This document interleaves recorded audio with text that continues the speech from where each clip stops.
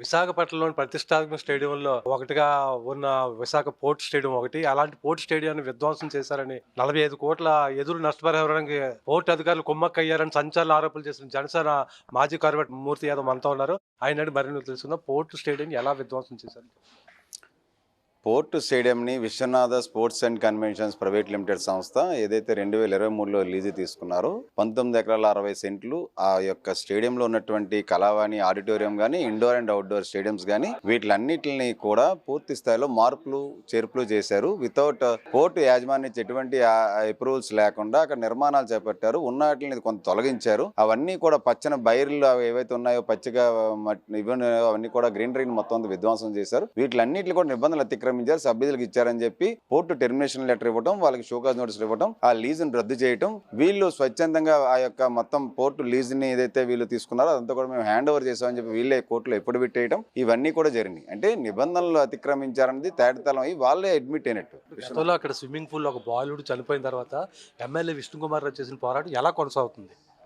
ఆ యొక్క పోరాటం వల్లే కదా దాని మీద ఎఫ్ఐఆర్ వేశారు. లేదంటే అప్పటివరకు ఎఫ్ఐఆర్ కూడా వేయలేదు కదా. ఎఫ్ఐఆర్ వేశారు. ఆ లీజు వివరాల మీద, లీజు వ్యవహారం మీద మొత్తం పోర్టు చైర్మన్ గారు ఆ యొక్క విష్ణుకుమార్ గారి లెటర్ మీద కేంద్ర ప్రభుత్వానికి పోర్టు చైర్మన్ లెటర్ రాయడం వల్ల సీరియస్ గా తీసుకొని అసలు ఏం జరుగుతుందంటే నీ భాగవతంతో బయటకు వచ్చింది కదా. 45 కోట్ల ఎదురు నష్టపరిహారం ఇవ్వడంలో పోర్టులో కీలక స్థానం 5 అధికారుల పాత్ర. ఎవరు అధికారులు? పోర్టులోని ఉన్నటువంటి ఉన్నత అధికారులు ఎవరైతే ఫార్మర్ సెక్రటరీ, ఇప్పుడు పారదీప్ పోర్టుకి వెళ్ళిపోయినటువంటి టి వేణుగోపాల్ గారు కానీ, లేదంటే ప్రజెంట్ సీఎంఈగా ఉన్నటువంటి సిహెచ్ రామ్ ప్రసాద్ గారు, అలాగే శ్రీరామ్ చంద్రమూర్తి గారు, అలాగే ఇప్పుడు ఉన్నటువంటి డిప్యూటీ చైర్పర్సన్ అపరంజి గారు, అలాగే రిటైర్డ్ ఇంజనీర్ ఎవరైతే ఉన్నారో ఎస్టేట్ ఆఫీస్ వ్యవహారాలు చూస్తున్నట్టు వేణుప్రసాద్, వీళ్ళందరి మీద ఈ కీలక భూమికి పోషిస్తున్నటువంటి వీళ్ళ 5గురు మీద ఈ యొక్క దర్యాప్తు సంస్థలు వీళ్ళ మీద దృష్టి సారించి వీళ్ళు యొక్క ప్రోద్బలంతోనే, వీళ్ళు ప్రోత్సాహంతోనే, వీళ్ళు కనుసన్నల్లోనే ఈ యొక్క అక్రమం అంతా జరుగుతూ ఉంది. విశ్వనాథ్ స్పోర్ట్స్ అండ్ కన్వెన్షన్స్ కి ఇవాళ వాళ్ళు వత్తాసు పలుకుతా ఉన్నారన్నది ఇవాళ మేము చెప్తా ఉన్నాం.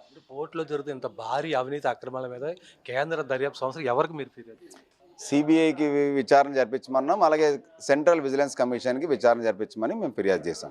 ఈ ఉదంతం మీద దర్యాప్తు సంస్థల దర్యాప్తు మీకు అనుకూలంగా లేకపోతే కోర్టుని ఆశ్రయించే అవకాశం? నాకు అనుకూలంగా కాదు, చట్టానికి అనుకూలంగా ఉంటాయి. నాకు అనుకూలంగా మీకు అనుకూలంగా ఉండవు దర్యాప్తులు ఎప్పుడు కూడా. చట్టానికి అనుకూలంగా జరిగినటువంటి వాటి మీద, పేపర్ మీద ఉన్నటువంటి సాక్ష్యాధారాలు ఏవైతే ఉన్నాయో లిఖితపూర్వకంగా చట్ట వ్యతిరేకంగా చేసినటువంటి నిర్ణయాలు అయినా తీసుకుంటే వాటిపైన, అలాగే వీళ్ళకి ఏ విధంగా ఫేవర్ చేయాల్సి వస్తుంది, వీళ్ళకి అప్పుడు ఎందుకు చర్యలు తీసుకోలేదు, ఇవన్నీ కూడా పునఃసమీక్షించి దర్యాప్తు సంస్థలు దర్యాప్తు చేసి అప్పుడు వాళ్ళు నిర్ణయం తీసుకుంటారు. కోర్టులో నిబంధనలకు విరుద్ధంగా సాగుతున్న అవినీతి అక్రమాలపై తన పోరాటం, రాజీలను పోరాటం కొనసాగుతుందని పీతల మూర్తి యాదవ్ స్పష్టం చేస్తారు. కెమెరామెన్ ప్రేమ్తో శ్రీనివాస్, VBC టీవీ, విశాఖపట్నం.